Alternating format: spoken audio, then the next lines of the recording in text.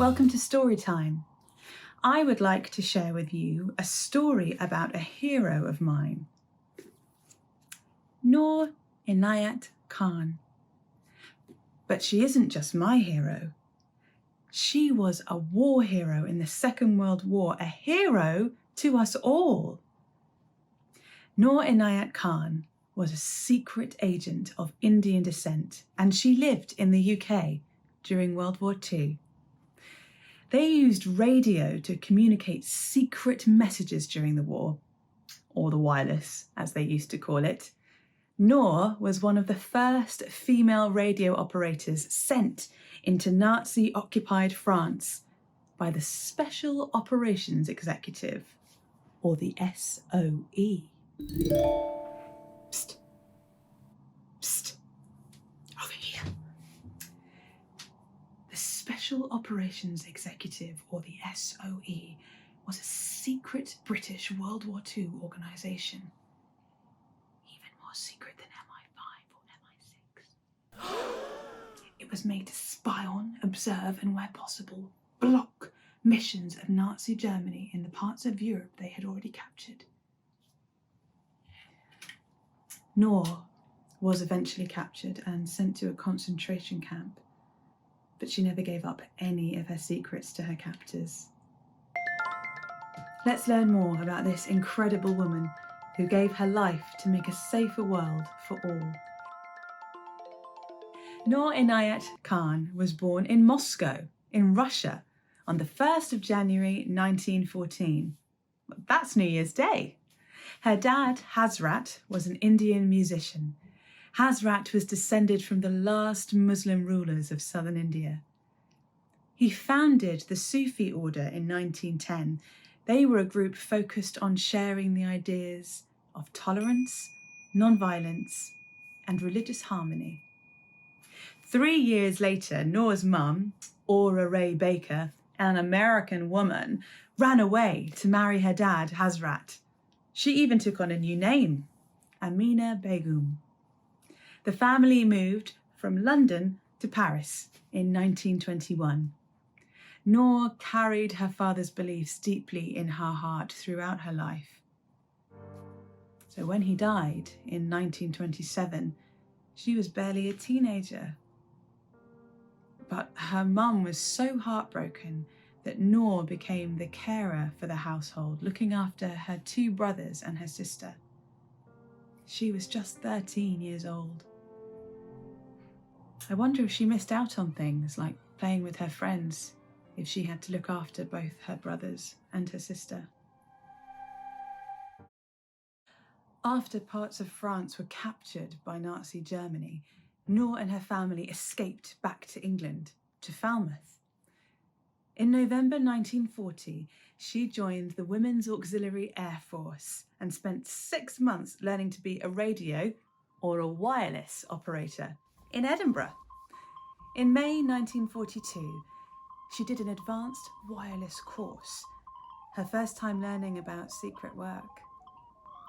5 months later, her abilities with the radio were spotted by someone in the Air Ministry, who passed her name onto the SOE's French section.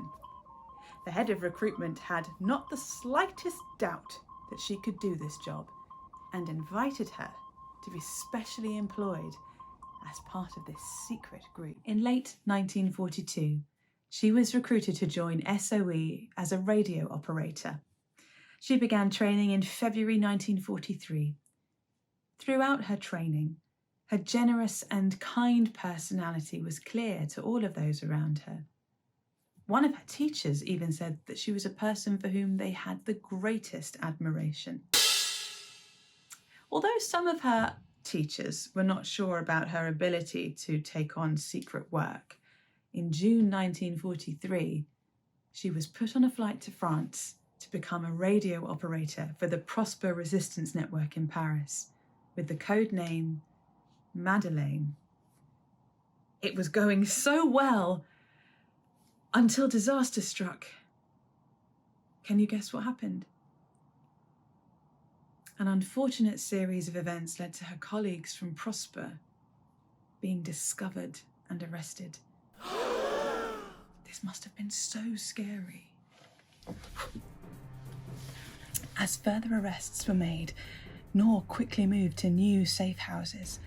When she tried to get her radio back from her old safe house, she was almost caught. The German operatives had now discovered her safe houses, which meant she was in serious danger. As other radio operators had run away or gone into hiding, Noor quickly became the only point of contact for the original team left behind in Paris.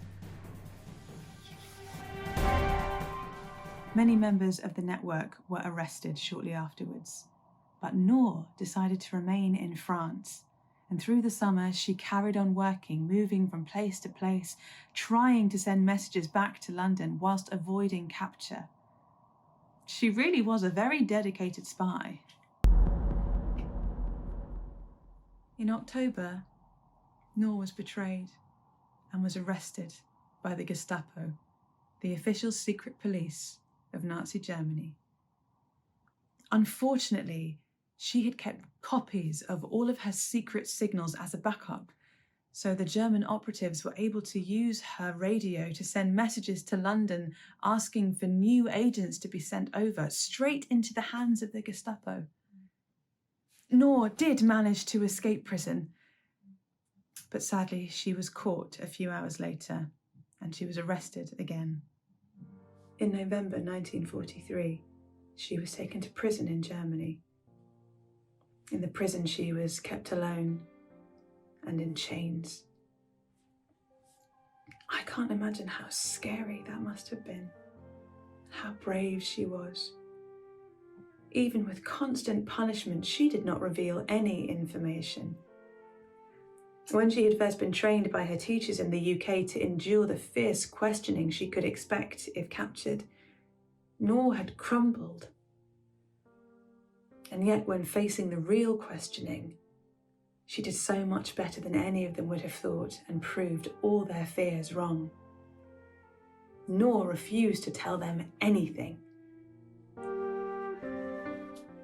In September 1944, she and 3 other female SOE operatives were taken to Dachau concentration camp.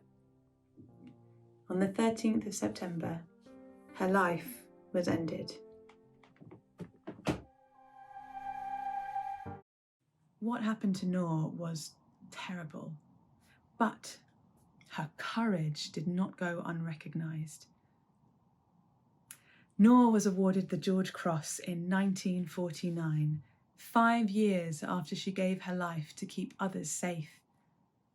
What a courageous woman she was. Well, that was a fantastic story. Thank you for listening. See you soon.